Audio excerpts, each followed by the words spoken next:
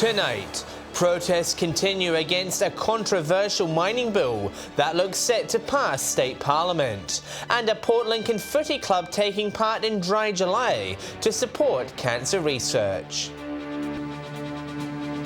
With the latest from around the region, your nightly news with John Hunt begins now. Good evening.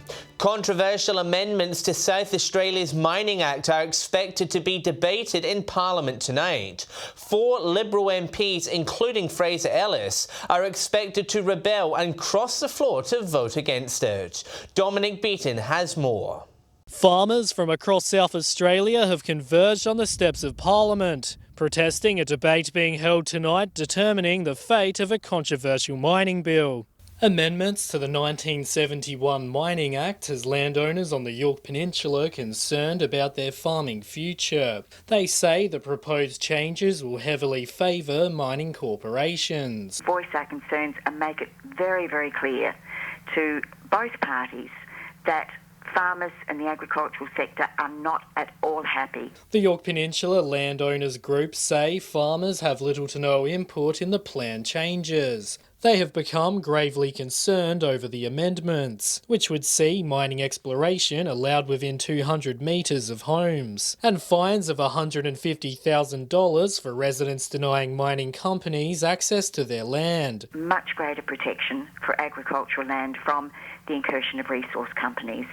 Now, essentially, they have done nothing to address our concerns. The bill was blocked in Parliament last year, a controversial decision which saw backbenchers side with Labor to prevent it from passing. But this time around, it seems a high chance the bill will get through, with Labor saying they are now in favour. It seems that the reason the Minister has decided to reintroduce it for debate is because he received that assurance from Labor. It's anticipated the member of Narunga will again side with the farmers. Unfortunately for the 4 rebels, it appears that the numbers are now against them. A 3-year program to upgrade Port Lincoln's sewage network is near completion, with the final works of the project starting this week. SA Water installing an $18 million anaerobic digester at the Bill Lights wastewater treatment plant. The new infrastructure helping to process organic waste and supply a sustainable source of power. So one of the byproducts of the sludge digestion process is actually methane, which we can ultimately will be able to use for some power generation. The site will also be able to accept and process organic waste from local seafood industries. Construction is set to start later this month. Police have today reopened the Strzelecki track to traffic following a small gas leak earlier this week. The gas release occurred from a pipeline in the Cooper Basin as Santos conducted scheduled maintenance works on Monday afternoon. The incident forcing authorities to close a 150-kilometre stretch of road between Inaminka and Murti. Santos have released a statement saying no harm was caused to people, the environment and property, and it's pleased South Australian Police have reopened the track. Port Lincoln's Mallee Park Football Club are swapping the beer for water, with the team signing up for Dry July. Over a dozen members taking up the challenge, raising money for cancer treatment. Coming together to support an important cause. Members from the Mallee Park football team giving up alcohol as part of Dry July, raising funds for cancer treatment. I think we're just more looking at like the, like a new culture and that coming into Mallee's and that, and just bringing it all back to, we can have fun outside of, drinking and all that stuff. Half the senior squad taking up the challenge, signing up as the A team for this year's fundraiser. The team among 40,000 people across the nation going dry this month. Lead by example. That's what we sort of want to do out here, and it's going to help our community and our club and our own health, and also you get a help for the cancer people going through hard times and all that. With the football grand final fast approaching, Coach Bilney says going dry for the month will help his players prepare for the second half of the season. The team already in red-hot form after defeating Tasmans last week, handing them their first defeat for the season. It is getting to that business end of the season, and I guess Dry July or July itself, it sort of come at the right time for us. We're travelling pretty good. Money raised will support cancer patients and families, helping provide transport and access to therapy services. Raise as much as we can, and there's no real limit, so I think if everybody can chip in on that, it'd be good. You can support the A-Team by visiting the Dry July website. Nathan Rector, 7 Spencer Golf News. Good stuff there. A plan to put an active warning system at the notorious George's Corner on the Augusta Highway is gaining momentum. Supporters say the sign would help reduce speed and improve road safety. Slowing down might just save your life. The infamous intersection on Georges Road has been a crash hotspot for a number of years. Jeff Brock says a rural junction active warning system is desperately needed to improve road safety. It will activate the signs, and then what will happen then is the cars and the trucks on that road will know that they have to reduce their speed. The plans have been inspired by a similar device installed on the Horrocks Highway, just outside of Clare. Sensory devices are installed underneath the road, with a sign lighting up when a car begins turning onto the highway. 70 k's an hour. Now, as that car is now getting onto the highway, it comes off of Stradbroke Road, comes onto the main North Road here. That sign will go back, revert back to being blank. It'll complement the solar power stop signs which were installed on the corner back in 2016. Mr. Brock says the new instalment will bring further relief and peace of mind to commuters. Extra security and peace of mind when they're coming in, that they know that the cars on the highway are aware that it's an oncoming car coming on. Port Pirie Council is also behind the member for Frome's plans, with the Mayor saying the investment in road safety along the busy Augusta Highway is a welcomed addition. This here will also give you that visual reminder that slow down, there is a potentially busy intersection coming forward. Transport Minister Stephen Knoll was unavailable for comment. Dominic Beaton, 7 Spencer Golf News. Still to come tonight, Port Augusta's Indigenous community set for the big screen, and several Eyre Peninsula schools take up the fight to reduce waste. Welcome back. Stories from Port Augusta's Indigenous community will be shown on the big screen as part of a feature film program. 2 documentaries are being developed, which could eventually be broadcast nationwide.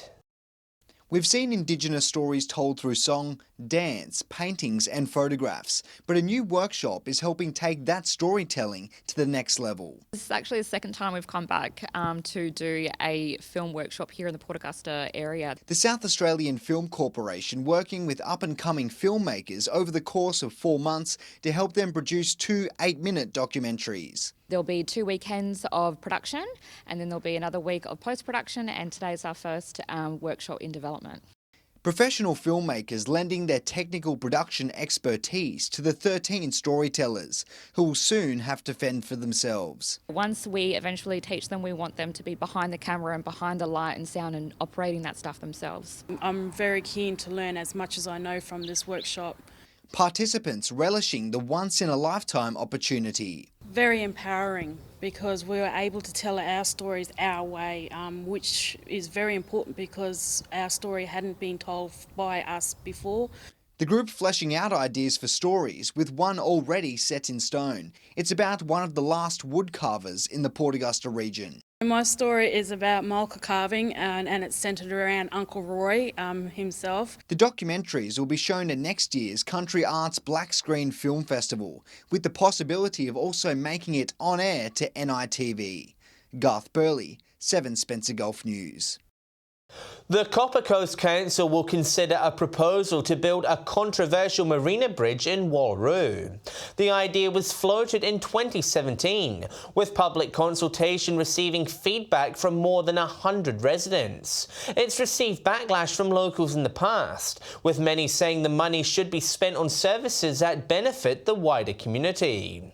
The bridge will give pedestrians quicker access between North Beach and the marina, and to Wallaroo's town centre. The decision will be debated tonight during the monthly meeting. Several schools around the Eyre Peninsula have taken on the challenge of reducing waste and becoming more sustainable. It's part of the Australian Schools Initiative, helping students learn about waste reduction. Getting down and dirty in the name of recycling, the latest subject at school teaching students about sustainability and waste reduction. Really had a focus on letting the kids see what's going on and looking at what we can do in our own backyard to reduce our own environmental footprint. Curtin Point Primary School joining the Australian Sustainable Schools Initiative. The program has students leading the way in reducing waste and becoming more sustainable. It's been driven by the kids. They've done little tours around the town and done some cleanups on beaches, and they're really looking at how they can improve their own town. The school's setting up their own garden with students learning to grow their own ingredients, using the produce in weekly cooking classes. Kids have done a lot of learning about what's going on around the world with pollution and rubbish and the effects of having too much in landfill.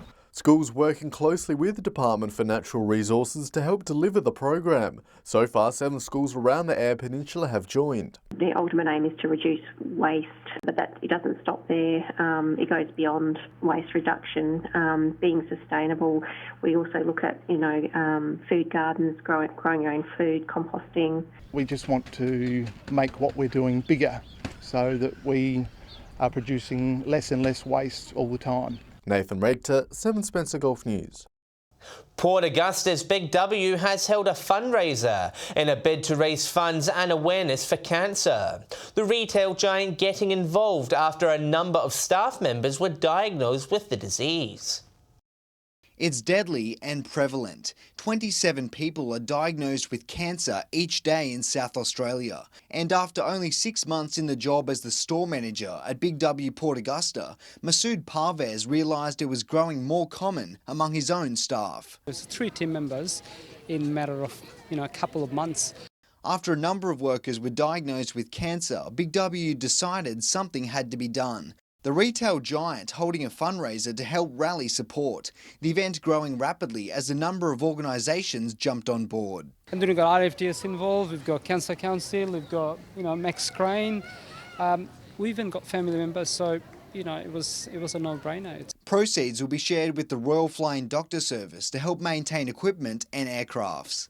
Cancer patients certainly need treatment in other states. Could be Adelaide, could be Sydney or Melbourne.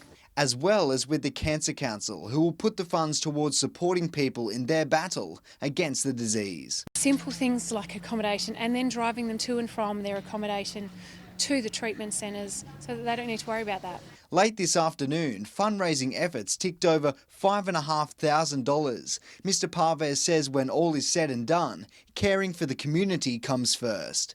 Yes, we are raising money, but it's a bit more than that. You can't put a monetary value on to show how we care. Garth Burley, 7 Spencer Gulf News.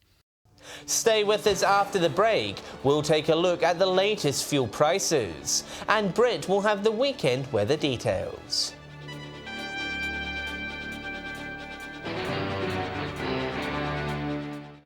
Hello again. It's time for our weekly look at pump prices across the region. Here's Garth with Fuel Watch.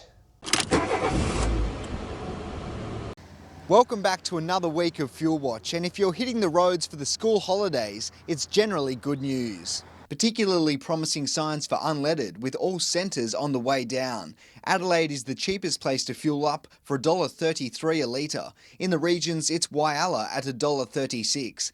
Port Augusta and Port Pirie have fell to just under $1.39. Kadina is down almost 2.5 cents, but still some pain at the pumps for motorists in Port Lincoln and Broken Hill, with both hovering over $1.46. The colours are less green for diesel, with prices still relatively high. Port Lincoln and Whyalla sitting around the $1.50 mark. Port Augusta fractionally down, Port Pirie fractionally up, while Broken Hill, despite falling over 2 cents, is the dearest location at $1.42.5. A quick look at Autogas, where it's been a mixed bag across the Spencer Gulf. Port Lincoln down 3 cents, Whyalla's clocking 97.5 at the Bowsers, and Port Augusta saw no change, with service stations selling it around 90 cents a litre. Kadina has risen almost 3 cents, ticking towards 90 cents a litre. The city is faring the best at 81 cents, but there's still a huge price gap between the next closest, Port Pirie, which is costing around 88 cents a litre. As always, remember these prices are the regional averages and do not reflect any one particular outlet. But if you find a spot that sells unleaded, diesel or auto gas for cheaper, be sure to let us know on our Facebook page. Weather time now, and it was a cold but sunny day today, but showers are on the way. Here's Britt with the details. Thanks, John, and good evening. We've had a mostly fine day across the region with maximums a little warmer than average. Port Augusta reached a top of 19 degrees today, Port Pirie 18, Whyalla and Adelaide both 17, Port Lincoln and Broken Hill both a top of 16 degrees. To the clouds now, where we can see a high pressure system centred over our region where it will remain until Friday. On the waters tomorrow, easterly winds at up to 20 knots with seas at 1 metre. And the sun will rise at 7:25 a.m. We've got a sunny day on the horizon with a little bit of cloud cover over Port Lincoln and the mid-north. Port Augusta expecting a max of 19, Woodner 18, Corn, Broken Hill and Port Pirie 17, Whyalla, Coffin Bay, Kadina and Adelaide 16, Port Lincoln and Cleve both 15, Clare a top of 13 degrees. And we can expect conditions to remain fine through Friday, with showers coming our way this weekend. Port Pirie fine and 18 on Friday, Saturday and Sunday both with showers and 17, Cleve 19 and partly cloudy on Friday, Saturday showers, Sunday looking fine. Woodner sunny again Friday, a top of 21, Saturday a shower or 2, Sunday fine and partly cloudy. Whyalla 21 on Friday, Saturday a possible late shower, Sunday looking fine. Port Augusta remaining fine through the rest of the week, tops of 22 Friday and Saturday. Kadina partly cloudy and 19 on Friday, Saturday showers and 18, looking fine on Sunday. Port Pirie remaining sunny on Friday, Saturday showers through the day but fine on Sunday, Clare sunny and 16 on Friday, showers across the weekend, and finally Broken Hill with a sunny Friday ahead of a mostly fine weekend. So John, we've got another cold but beautiful winter's day coming our way tomorrow, and with that it's back to you. Thanks, Britt. And that's the local news this Wednesday evening. Thanks so much for joining us. I'll have some updates later in the evening, but until then, enjoy your evening's viewing here on 7. On behalf of the team, it's good night.